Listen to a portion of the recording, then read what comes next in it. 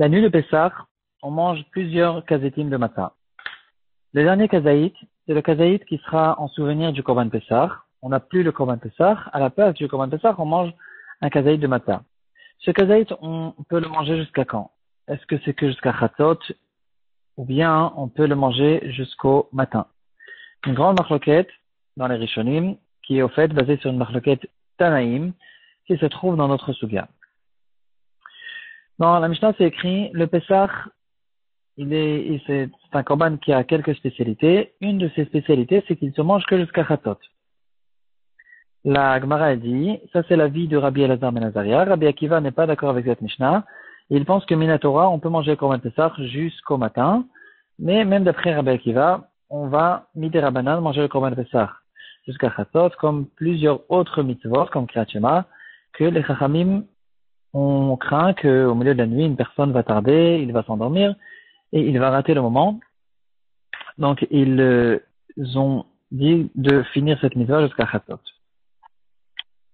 À propos de Korban Pessah, il y a un très beau chidouche qu'on trouve dans le Or Sameach, Ilchot Chametz U'Matzah Perek Vav Halacha Aleph. Il dit qu'au fait, il y a deux parties. Quand on va manger le kazaï de Korban Pessah, on est en train de faire ici deux mitzvot. Il y a la mitzvah de manger un kazaït de Korban Pessah. C'est une mitzvah qui repose sur chaque juif, de la même manière qu'il a aussi une mitzvah de manger la matzah ou de manger dans la souka, ou d'autres mitzvot d'action qu'un juif doit faire telle et telle action à tel et tel moment. Il y a une mitzvah spéciale pour chacun de manger du Korban Pessah pendant la nuit de Pessah. Mitzvah personnelle. Une autre mitzvah, c'est une mitzvah en fait sur le Korban lui-même. Une mitzvah générale qui repose sur tous les korbanos, que je dois faire attention que ce korban soit mangé jusqu'à tel et tel moment. Il y a un délai pour chaque korban. Certains korbanot ont 2 jours et 1 nuit, etc. Il y a une mitzvah de manger le korban. Et nous dit le Sameach que toute cette marloquette entre Rabbi Elazar ben Azaria et Rabbi Akiva, à savoir si je peux manger le korban Pessah que jusqu'à Chatzot, elle concerne que la première partie de cette mitzvah. C'est-à-dire, est-ce que je dois manger, moi, en tant que mitzvah, la mitzvah de manger ce kazaï de Pessah, d'après Rabbi Elazar ben Azaria, il est que jusqu'à Chatzot. Par contre, même d'après Rabbi Elazar ben Azaria, si j'ai raté le délai et Chatzot est passé, en fait, c'est comme si que j'ai raté une mitzvah. J'ai passé une journée sans manger, sans Kriyat Shema ou sans mettre les tefillin. J'ai raté la mitzvah de Chatzot, mais c'est pas pour autant que je dois pas tout faire maintenant pour finir le Korban Pessah et que le Korban Pessah soit mangé. En fait, c'est une mitzvah. Et si je vais manger ensuite, après Chatzot, ce Korban Pessah, j'aurais fait au moins la deuxième mitzvah de manger ce Korban Pessah. La plus grande épreuve, c'est que d'après tout le monde, ce Korban devient notar, le reste du Korban qui est resté après son délai, le Korban devient notar que le matin et pas à minuit.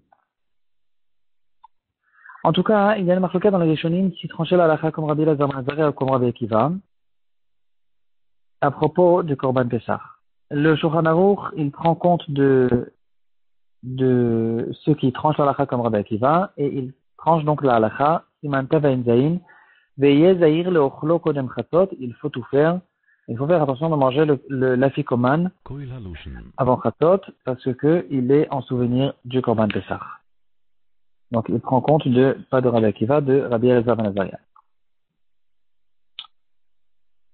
Maintenant, techniquement, c'est un petit peu difficile. Des fois, le temps qu'on arrive à la Seder, que tout le monde se mette autour de la table, qu'on s'organise, qu'on lise tout le Maguid, ça prend du temps. Et puis, si on fait attention de manger l'afikoman avant Chatzot, alors, on sait tous qu'après l'afikoman, on n'a pas le droit de manger. Donc, le repas, il est coupé.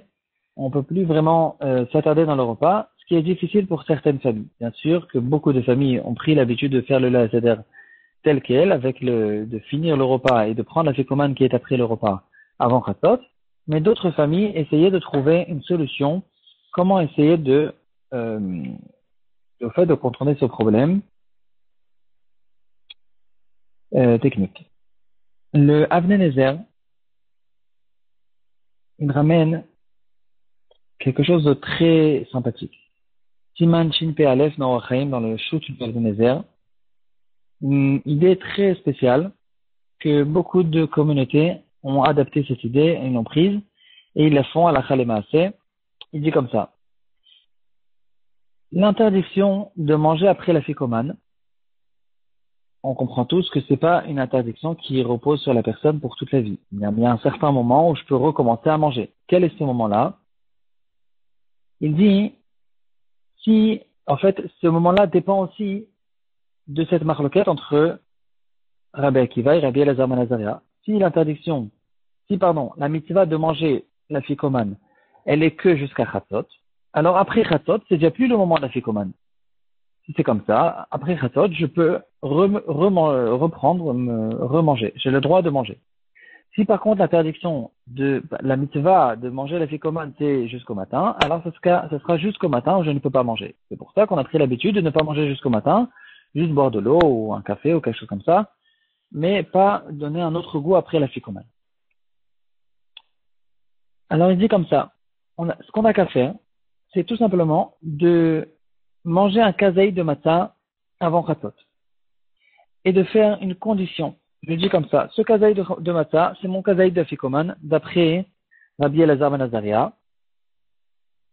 Mais si l'halakha n'est pas comme Rabbi Elazar ben Azaria, j'ai l'intention que ce kazaï ne soit pas un kazaï d'Afikoman, c'est un kazaï simple de matzah que je mange au courant du repas. Ensuite, j'attends et je ne mange pas jusqu'à Chatzot. Arrive Chatzot, ce qui se passe maintenant, c'est que d'après Rabbi Elazar ben Azaria, j'ai le droit de manger, parce que le moment de la Afikoman est déjà passé. D'après Rabbi Akiva, j'ai le droit de manger parce que j'ai pas encore pris la ficomane, grâce au fait que j'ai dit explicitement que je n'étais pas intéressé de manger la ficomane d'après Rabbi Akiva. Et donc maintenant, je prends mon repas, je mange, je prends autant de temps que je veux. J'ai maintenant jusqu'au matin pour finir mon repas. Et à la fin du repas, je prends encore une fois un kazaït de ficomane qui sera le kazaït d'après Rabbi Akiva. Et de cette manière-là, j'ai gagné dans tous les sens.